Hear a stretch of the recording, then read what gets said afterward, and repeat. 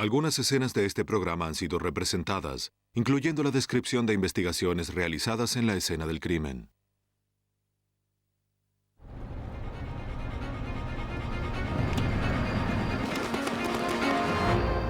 En Nueva Jersey, hallan a una mujer asesinada a un lado de la carretera. Los investigadores tienen que basar su caso en unas marcas que presenta el cuerpo de la víctima.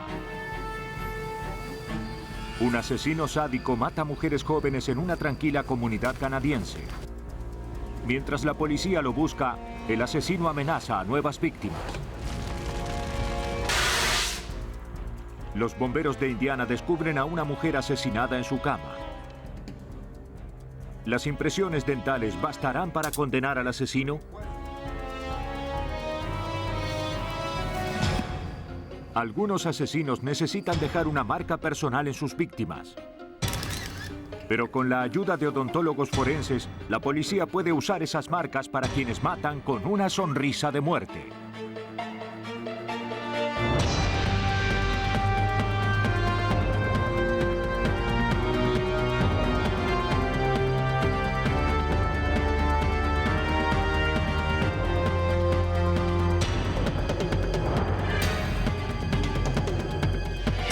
Los nuevos detectives. Casos estudiados por la ciencia forense. Hoy presentamos Sonrisa de Muerte. Algunos de los nombres de este episodio fueron modificados. Pasada la medianoche del 12 de agosto de 1994, la policía de Woodbridge, Nueva Jersey, salió rumbo a una zona apartada de la carretera número 1. Había aparecido el cadáver de una mujer semidesnuda dentro de una tubería de hormigón. Se trataba de Melissa Padilla, de 25 años. Los técnicos forenses empezaron a buscar pistas en el lugar. Recogieron varios productos alimenticios recién comprados que se encontraban cerca del cadáver. También hallaron un billete de $1 manchado de sangre y varias colillas de cigarrillos que los investigadores confiaban serían útiles para efectuar análisis de ADN. Cerca de ahí encontraron la ropa interior de la víctima, también manchada de sangre. Creo que aquí hay algo.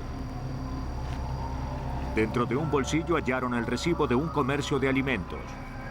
Tenía la hora de la compra, las 11:29 de la noche. Mientras los técnicos continúan examinando el lugar, la policía interroga a Héctor González, el novio de Melissa, quien descubrió el cadáver de la mujer. No podía imaginar que alguien quisiera lastimar a Melissa, quien además dijo tenía 4 hijos. Héctor señaló que tras acostar a los niños a las 11 de la noche, Melissa dijo que quería comprar unas cosas en un comercio de alimentos cercano. Tengo hambre. Trae una pizza. Héctor se quedó con los niños. Bien. Y una cerveza, ¿sí? Dijo que volvería en media hora. Ten cuidado. Gracias. Cuando pasó una hora y no había vuelto, Héctor se preocupó y le pidió a un amigo que lo ayudara a buscarla. Entonces encontraron el cuerpo de Melissa junto a la carretera número 1, que era su camino habitual cuando iba de compras. ¿Se le ocurrió algo más sobre esa noche? Héctor aceptó someterse al examen del polígrafo. Las pruebas indicaron que no tenía ninguna relación con el asesinato de Melissa. La policía no tenía sospechosos, pero el motivo del crimen parecía claro. El teniente Lawrence Niggle de la Fiscalía del Condado de Middlesex trabajaba en el caso. Cuando encontramos a la mujer, estaba desnuda de la cintura para abajo, por lo que parecía la habían golpeado en el rostro. Nuestra primera impresión fue que se trataba de un crimen por motivos sexuales. Tras la autopsia, el forense concluyó que Melissa Padilla había muerto por estrangulamiento manual. Presentaba golpes en el rostro. Si bien era evidente que la habían violado, no se pudo contar con pruebas biológicas. Más inquietante aún era la presencia de pequeñas contusiones en el cuerpo de la víctima. Tal vez quiera ver esto. Melissa parecía tener mordeduras en el mentón. Esas marcas pueden tener gran importancia en la identificación de un sospechoso, por lo cual un funcionario de la Fiscalía del Condado de Middlesex tomó fotografías en escala. Para ello se valió de un método que desarrolló la Sociedad Americana de Odontólogos Forenses. Para que las marcas de mordeduras fueran útiles, los investigadores tenían que dar con un sospechoso. Los investigadores quieren reconstruir los movimientos de Melissa, para lo cual piden la grabación de la cámara de seguridad del comercio. Melissa estuvo ahí antes de que la mataran. En la grabación se la veía comprando las cosas que luego se hallaron junto a su cuerpo. El cambio que le dieron era la misma cantidad que se encontró en su bolsillo, pero en la grabación no se veía a nadie sospechoso. El análisis de los elementos hallados en el lugar del crimen no brindó gran cosa. Si bien se encontró ADN en las colillas de cigarrillos, los investigadores no tenían forma de determinar quién las había dejado ahí, ni cuándo. Toda la sangre pertenecía a Melissa. Se hizo una minuciosa búsqueda de huellas dactilares, pero no se encontró ninguna. La policía se concentró en las personas con antecedentes de violación que vivían en la zona. Esa persona miente. A pocos kilómetros del lugar del crimen se encontraba la prisión estatal para delitos sexuales. No lo sé, claro que estuve ahí. Varias personas habían salido en libertad. ¿Podría acompañarnos a la estación de policía? Los detectives investigaron a cada uno de ellos. Ninguno sabía nada sobre el asesinato de Melissa Padilla. Y todos pasaron la prueba del polígrafo.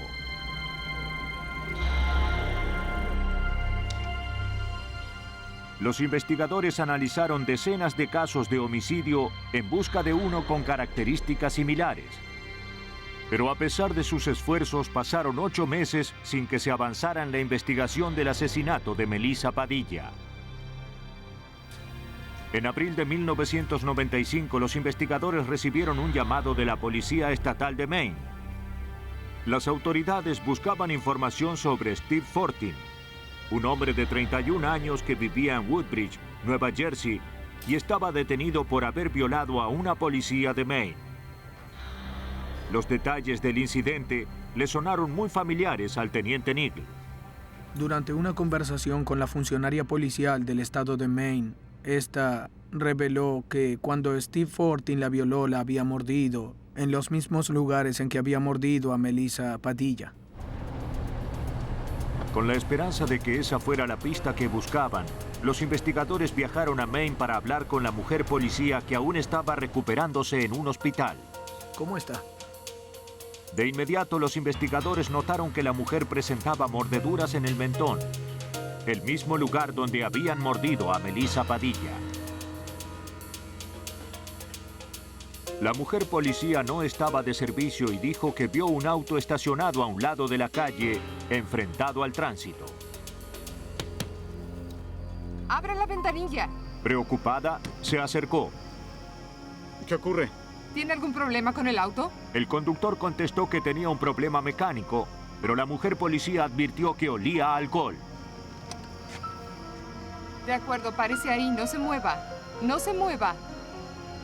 Quieto. Le hizo una prueba de aliento que confirmó que el hombre estaba ebrio.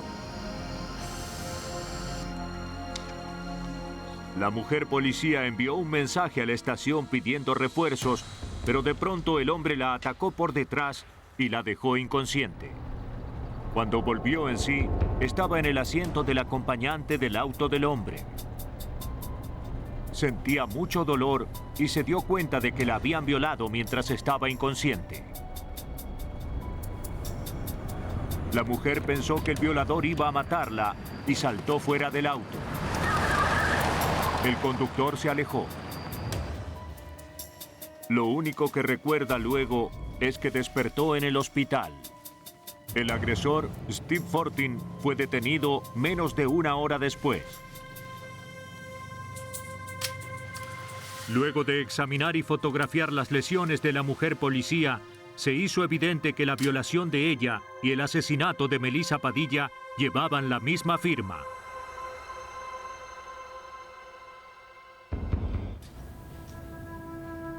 Para los investigadores, la similitud entre ambos casos tenía que ser más que una coincidencia. La policía de Nueva Jersey fue a la prisión del condado de Kennebec, Maine, para interrogar a Fortin sobre el homicidio de Melissa Padilla. Si bien admitió que vivía en Woodbridge, Nueva Jersey en aquel momento, insistió en que no conocía a nadie llamada Melissa Padilla y negó toda vinculación con el asesinato. También negó que hubiera estado en los alrededores de la carretera número 1 donde se encontró el cadáver de Melissa, pero no negó haber violado a la mujer policía, si bien insistió en que había actuado en defensa propia. Los investigadores tomaron muestras de cabello y de sangre para compararlas con los elementos hallados en el lugar del crimen de Melissa Padilla.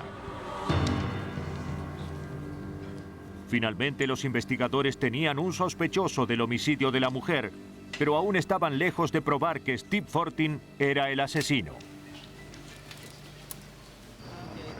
El único elemento que tenía la policía de Woodbridge, Nueva Jersey, era una mordedura. Pero se esforzaban por resolver el brutal asesinato de Melissa Padilla, que tenía 25 años y 4 hijos. Tras varios meses sin pistas, la policía supo de un incidente similar que había tenido lugar a más de 480 kilómetros en Maine. Y el sospechoso en ese caso era Steve Fortin, que había llegado a Woodbridge poco antes. Mientras aguardaban los análisis de ADN, las autoridades de Nueva Jersey interrogaron a amigos y conocidos de Fortin. Ubicaron a una exnovia que aún vivía en Woodbridge. Lo conocía bien. Tenía mucho que decir sobre Steve Fortin. Era una relación insostenible. Dijo que su turbulenta relación duró 4 meses y que llegó a su fin luego de que Fortin la violara durante una pelea que habían sostenido mientras caminaban por la carretera número 1. ¡Oh, Dios mío! ¡Cállate! ¿Qué sucede? Agregó que tras la pelea, Fortin volvió a disculparse. Su novia advirtió que tenía cortes y rasguños en el rostro y en las manos. Fortin le dijo que había tenido miedo de que ella llamara a la policía y había huido por el bosque para que no lo hallaran. La joven creía que el incidente había tenido lugar el 12 de agosto. No solo fue la noche en que asesinaron a Melissa, sino que la novia había ubicado a Fortin en la carretera número 1, lugar que él afirmaba no conocer. Si bien los investigadores ya estaban seguros de que Fortin era el asesino de Melissa Padilla, los análisis de ADN de la colilla de cigarrillo hallada junto al cadáver no eran concluyentes. Los forenses analizaron nuevamente todos los elementos encontrados en el lugar del crimen, pero no descubrieron nada más. Para el oficial de identificación Jim O'Brien, era evidente que las marcas de mordeduras serían el único elemento que podría vincular a Steve Fortin con el asesinato de Melissa. En abril de 1995, Steve Fortin fue trasladado al consultorio del Dr. Brian Morin, un dentista de Waterville, Maine. Para demostrar que Fortin había mordido a Melissa, los investigadores necesitaban un modelo con cada detalle de los dientes del sospechoso. En primer lugar, se toman fotografías de los dientes usando una regla milimétrica.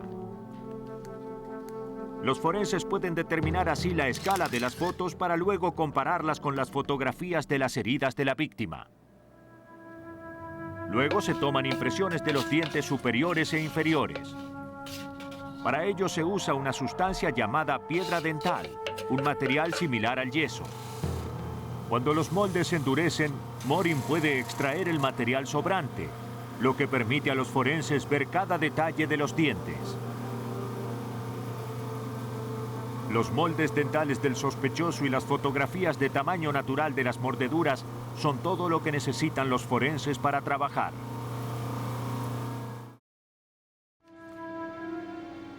El doctor Tom Richardson, odontólogo forense de Portland, Maine, explica el proceso. Los moldes dentales son una réplica exacta. Reproducen los dientes de un individuo con la misma forma y tamaño. Las fotografías de la persona mordida también son de tamaño natural.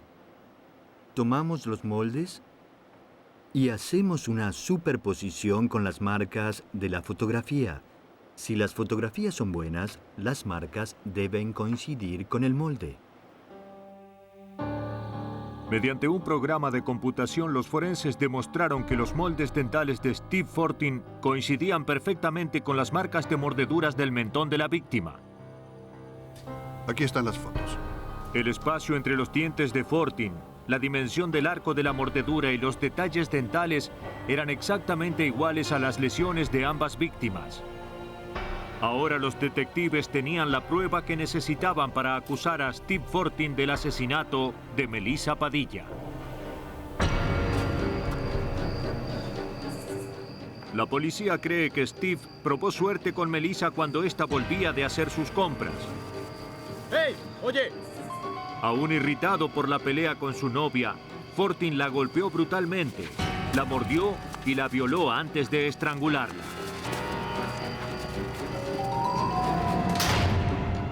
En febrero del año 2001 fue condenado a muerte en Nueva Jersey por el asesinato de Melissa Padilla con el agravante de violación. También se declaró culpable de las acusaciones de golpear y violar a la mujer policía de Maine, por lo que recibió la condena máxima de 20 años. Steve Fortin se gratificaba mediante un rito brutal. A 4.500 kilómetros de ahí, en un tranquilo suburbio de Vancouver, Canadá, un asesino se complacía en burlar a los detectives que lo perseguían. Abbotsford, Columbia Británica, Canadá, 14 de octubre de 1995. En las primeras horas de la mañana, oficiales del Departamento de Policía de Abbotsford acudieron a la sala de emergencias de un hospital.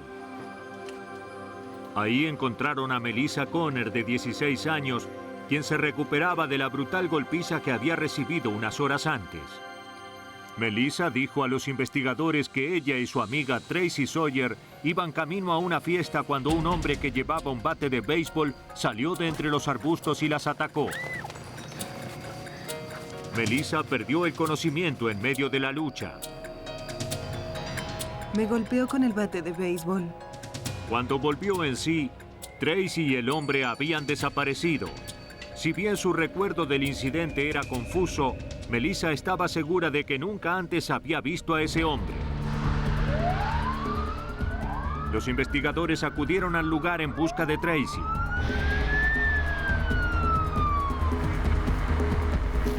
Pero solo hallaron una cosa que sugería que había tenido lugar un episodio de violencia. Un pendiente que pertenecía a la joven desaparecida. El inspector Rod Gell del Departamento de Policía de Abbotsford esperaba que los vecinos pudieran brindar alguna información. Fuimos al lugar y encontramos algunos testigos, pero las personas que interrogamos dijeron que habían oído gritos en las primeras horas de la mañana, pero que ellos no habían visto nada. Los investigadores temían que el hombre hubiera secuestrado a Tracy Sawyer, la joven de 16 años. O algo peor. Al no haber sospechosos, sabían que el tiempo conspiraba en su contra. Se distribuyó una descripción de la adolescente desaparecida e información sobre el incidente a todas las estaciones de policía. Unas horas después, un hombre que pescaba en el río Vedder advirtió que había algo en la orilla. Se acercó para ver qué era y descubrió un cadáver.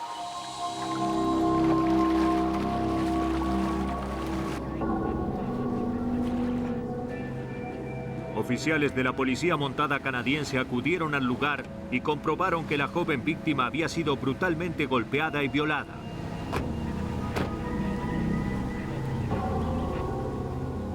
La policía recorrió la zona en busca de pistas que pudieran contribuir a identificar a la joven y a su asesino, pero no encontró nada. Los oficiales de la policía montada creían que se trataba de la joven de Abbotsford que había desaparecido.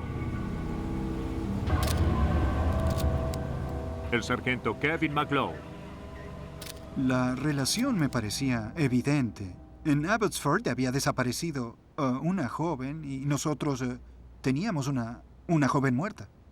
Se trata de dos comunidades muy próximas.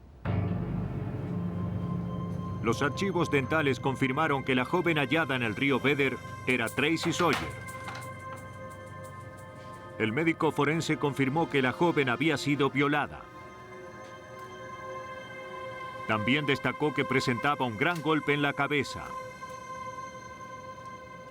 Pero no fue eso lo que la mató. Se determinó que la joven había muerto por ahogamiento. Las últimas pistas sobre la identidad del asesino eran las mordeduras que la víctima tenía en la espalda. Se tomaron fotografías de las marcas para usarlas luego como prueba. Se enviaron las fotografías al Laboratorio de Odontología Legal de Vancouver. Ahí el doctor David Sweet, especialista en odontología forense, examinó las pruebas. Tras estudiar las marcas de las mordeduras, advirtió que podría obtenerse una prueba adicional. Una nueva técnica permite recuperar saliva a partir de una mordedura. Podríamos incluso determinar si había ADN en la saliva y luego cotejarlo con el del sospechoso en caso de que hubiera uno. La teoría que respalda esta nueva técnica es que la saliva de la boca del sospechoso se transfiere a las marcas de las mordeduras que éste inflige a su víctima. Como vemos aquí, el Dr. Sweet moja una torunda esterilizada en agua destilada. Luego la pasa por las marcas, con lo que se hidrata cualquier célula salival que haya quedado en las mordeduras. Se supone que esto toma la humedad que queda en la piel. Luego aplica una nueva torunda seca a las heridas. Esto hace las veces de esponja y absorbe las células rehidratadas que contienen ADN del sospechoso.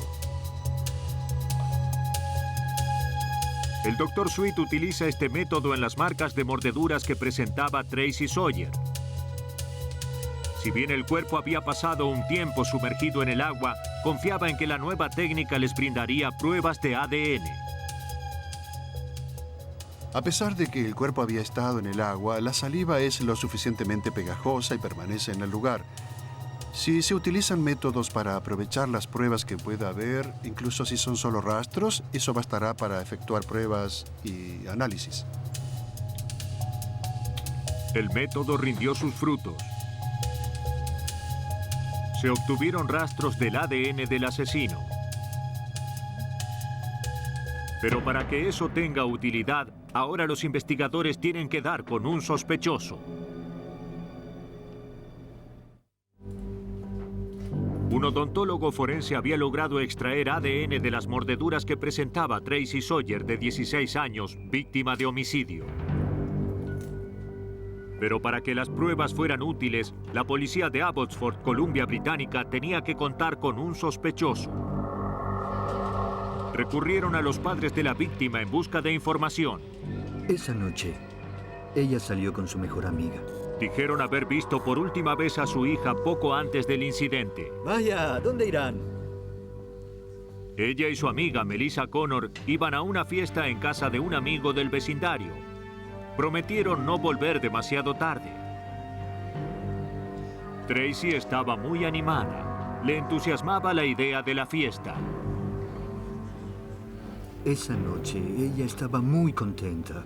Los padres no imaginaban quién podría querer hacer daño a su bella hija. Además de dar pocos detalles sobre la investigación a la prensa, la policía también instaló una línea especial para que cualquier testigo pudiera brindar información. Pronto se recibió un llamado. El hombre que llamó aseguró ser el asesino de Tracy. Describió con todo detalle la mordedura que se halló en el cuerpo de la víctima. Los únicos que estaban enterados de eso eran los forenses y los policías que presenciaron la autopsia. Y los detectives que llevaban adelante la investigación, de modo que tenía que tratarse de un individuo que conocía bien los detalles del crimen, ya que sabía de la mordedura.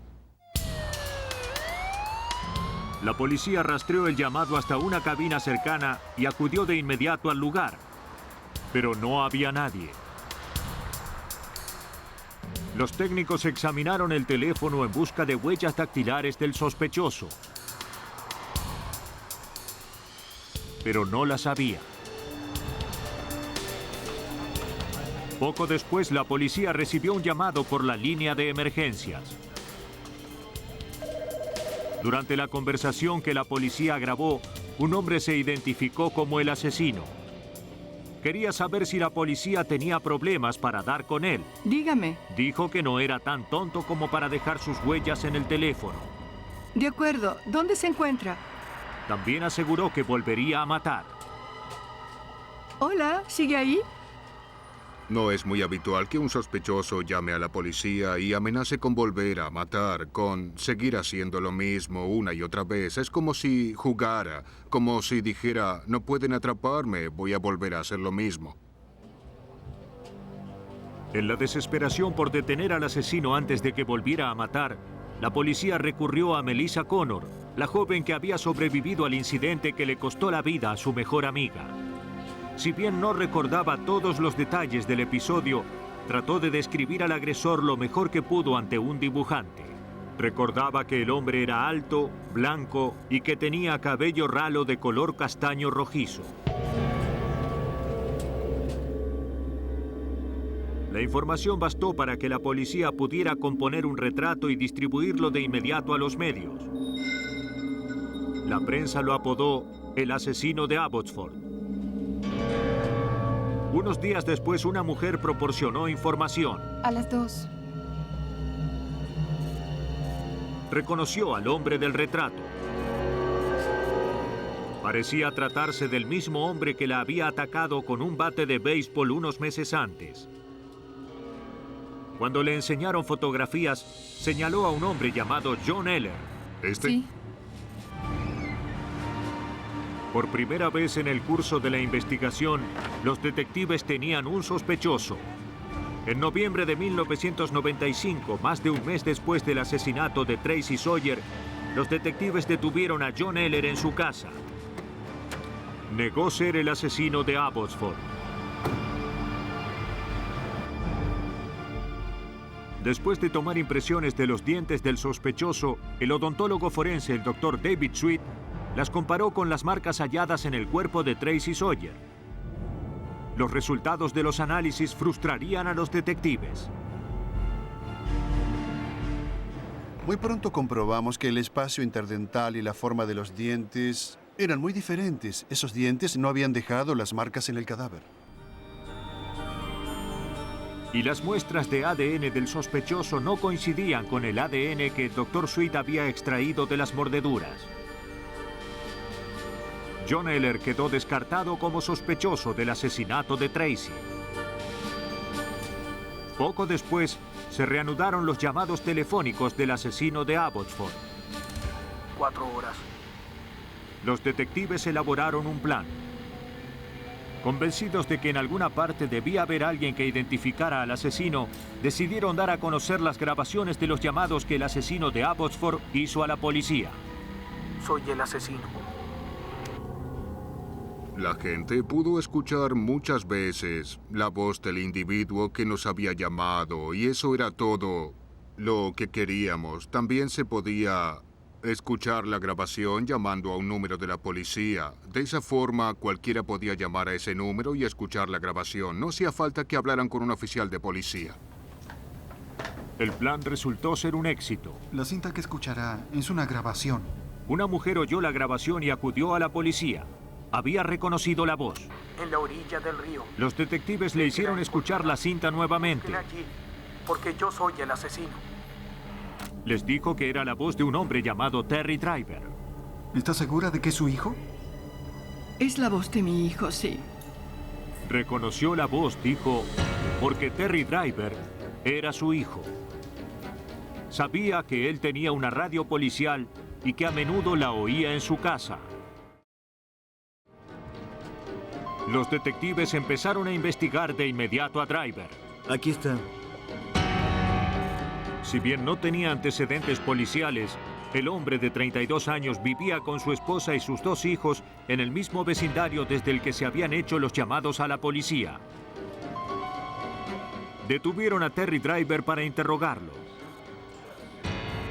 Este negó ser el asesino de Abbotsford, pero los detectives tomaron muestras de cabello y saliva para hacer análisis de ADN. Abra la boca. También se tomaron fotografías y moldes de cera de los dientes de Driver. En el laboratorio de odontología legal de Vancouver, el Dr. Sweet estudió si los dientes de Driver presentaban similitudes con las mordeduras que tenía el cuerpo de Tracy Sawyer. Se advertía una coincidencia con los bordes de los dientes, a pesar de que el molde era de tamaño natural. Y cuando hice la comparación con las fotografías ampliadas al mismo tamaño, la similitud se mantuvo. El Dr. Sweet identificó varias características dentales del sospechoso que le dieron la seguridad de que los dientes de Terry Driver eran los que habían dejado las marcas en el cuerpo de Tracy Sawyer. Tenía algunos dientes partidos, así como también otros muy separados o muy juntos que se habían desplazado, que no estaban en su ubicación original. Eso hacía que los dientes fueran muy característicos y todo eso también se reflejaba en la mordedura. Pero la prueba irrefutable fue la del ADN. El ADN de Terry Driver coincidía con el que el Dr. Sweet había extraído de las mordeduras del cadáver. Las modernas técnicas del Dr. Sweet contribuyeron a que la policía tuviera un caso sólido contra un asesino sádico. Cualquier cosa que diga puede ser usada en su contra. Terry Driver fue detenido y acusado del asesinato de Tracy Sawyer, de 16 años, y del intento de homicidio de su amiga, Melissa Connor. En octubre de 1997, Terry Driver fue hallado culpable de violar y asesinar a Tracy Sawyer y condenado a reclusión perpetua. Recibió 10 años más por el intento de homicidio de Melissa Connor. Terry Driver sentía la necesidad de llamar la atención sobre sus crímenes. Pero en Indiana, otro asesino hizo todo lo posible por ocultar su culpabilidad. El 6 de octubre de 1990, a las 11:37 de la noche, los bomberos de Shelbyville, Indiana, acudieron a sofocar las llamas en un complejo de apartamentos. El fuego salía del dormitorio de Shirley Sturgill, una inquilina de 42 años que vivía en el segundo piso.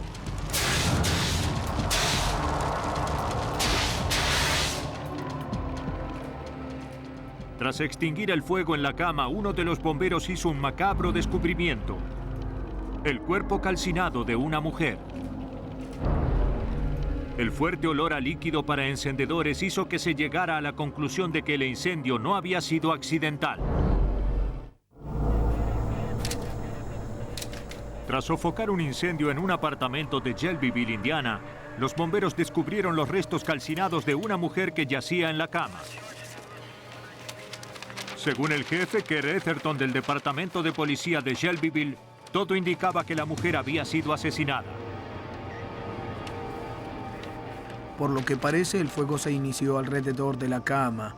Había un patrón de V invertida, lo que indica que el fuego se inició con algún acelerador, de modo que pensamos que alguien inició el fuego ahí.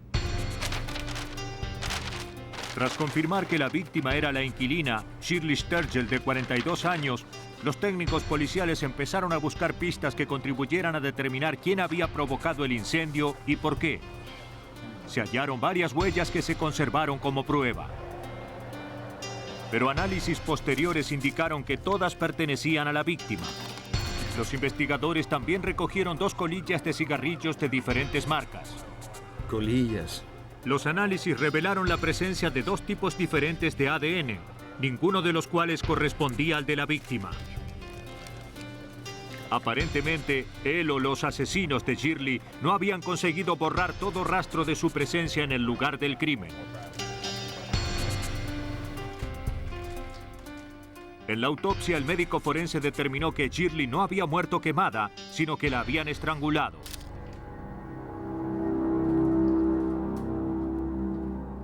También había sido violada.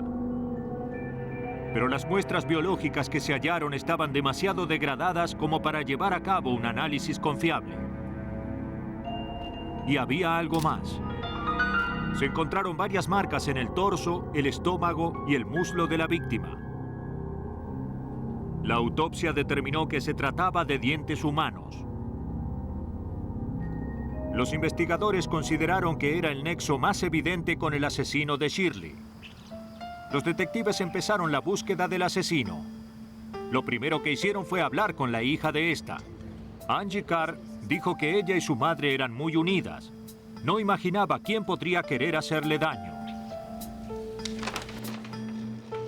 Describió a su madre como una mujer amable, sensible y generosa, dedicada por completo a la felicidad y el bienestar de Angie. Perfecto. También era una gran abuela para los hijos de Angie. No hace falta que lo lleve. Así es.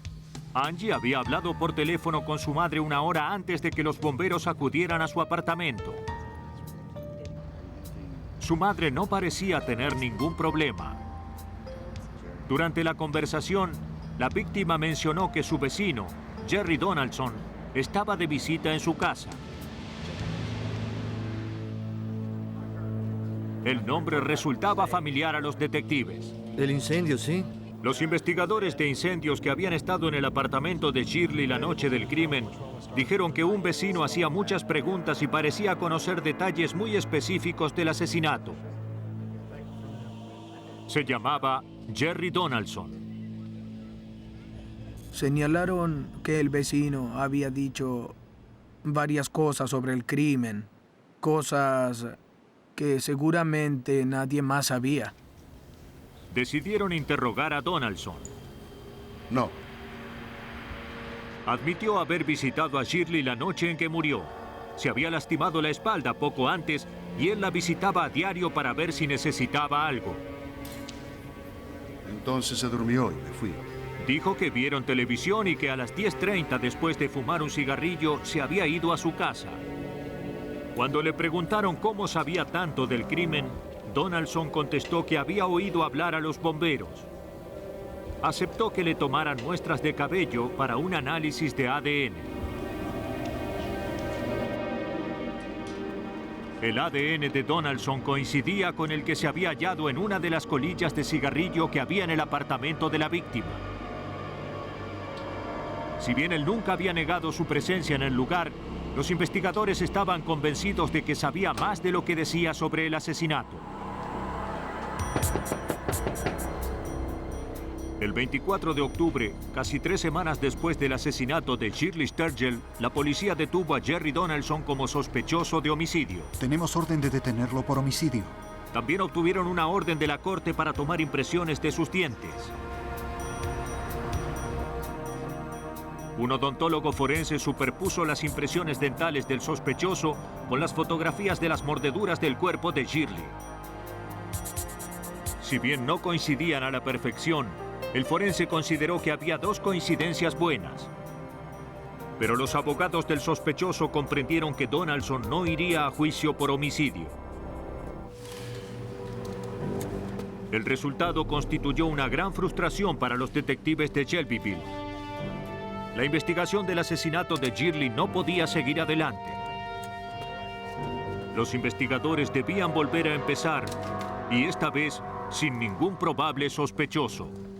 Un año después del homicidio se le derivó el caso al capitán Bill Dwenger. Algo que me resultó particularmente extraño fue el nivel de odio que hay que sentir por alguien para infligirle todas esas heridas y desear asesinarla. Luego de estudiar las declaraciones que decenas de testigos habían hecho el año anterior, Dwenger advirtió que varias personas habían hablado de que Shirley y su yerno no se llevaban bien. Si bien no era algo poco común, los investigadores decidieron hablar nuevamente con la hija de Shirley, Angie, y con su esposo, John Del Carr. Quiero una copia. Señor Carr, estamos investigando el homicidio. John Del Carr fue muy franco respecto de lo que sentía por su suegra. No le gustaba y ambos discutían a menudo, sobre todo por la constante intromisión de Shirley en su matrimonio. Dijo que la noche del crimen estaba en compañía de un viejo amigo del ejército que se encontraba de visita en la ciudad. No había visto a Shirley ese día. Angie corroboró la coartada de su esposo. Gracias. Bien, vamos. Si bien aún sospechaba de John Del Carr, la policía no tenía pruebas en su contra. De acuerdo, creo que hay que hacer eso. Pero un mes después, los detectives se enteraron de que habían detenido a John Del Carr por el asesinato de una joven en el condado de Hamilton, Indiana. Si bien la víctima no presentaba marcas de mordeduras, había sido violada y estrangulada. El mismo patrón que en el caso de Shirley. De acuerdo. Sí, maté a la chica de Hamilton. Los detectives de Shelbyville se trasladaron a la prisión estatal para hablar con John Del Carr y obtener pruebas. Es mi declaración. Pero el sospechoso no quiso cooperar y se negó a contestar preguntas. Llamen a mi abogado. Quiero a mi abogado. Los investigadores tomaron muestras de cabello y de sangre para comparar el ADN con el hallado en el apartamento de Shirley.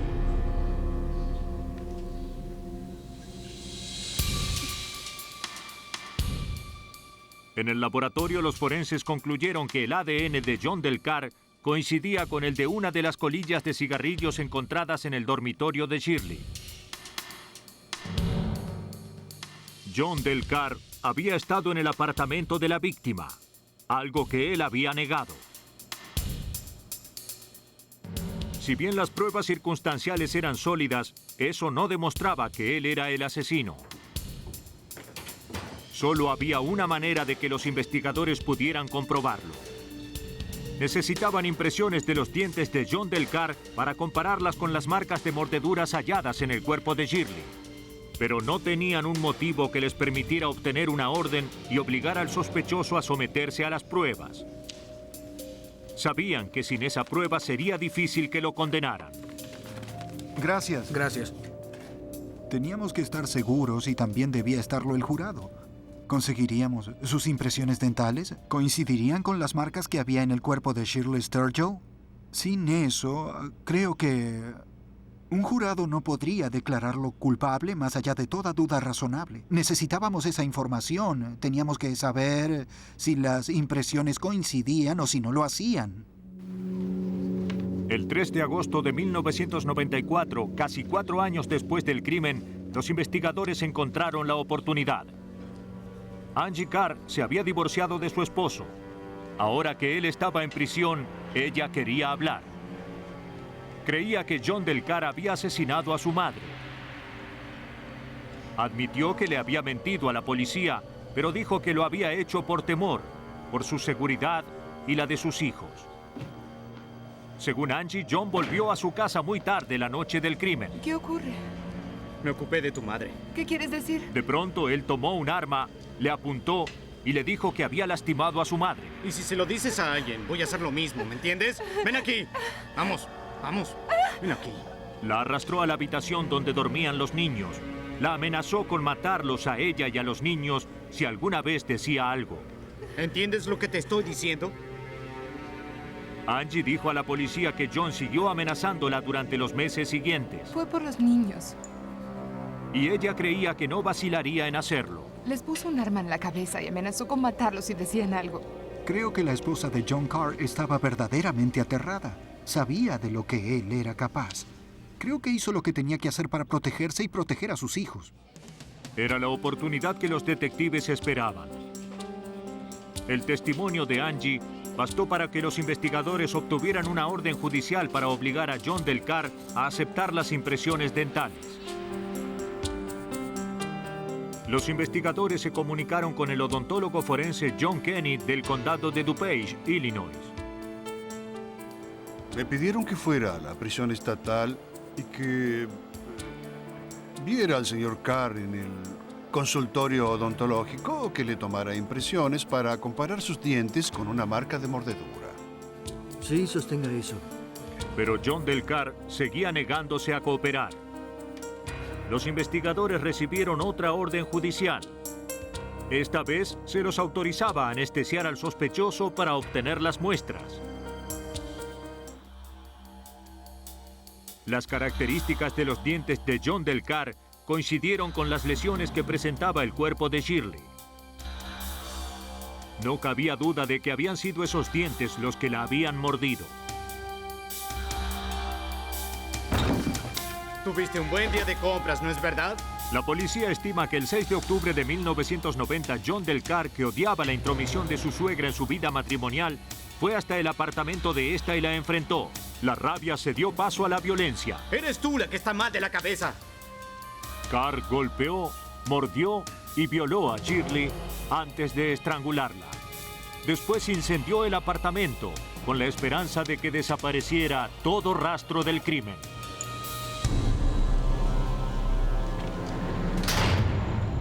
En abril de 1997, John Del Car fue declarado culpable del homicidio premeditado de su suegra Shirley.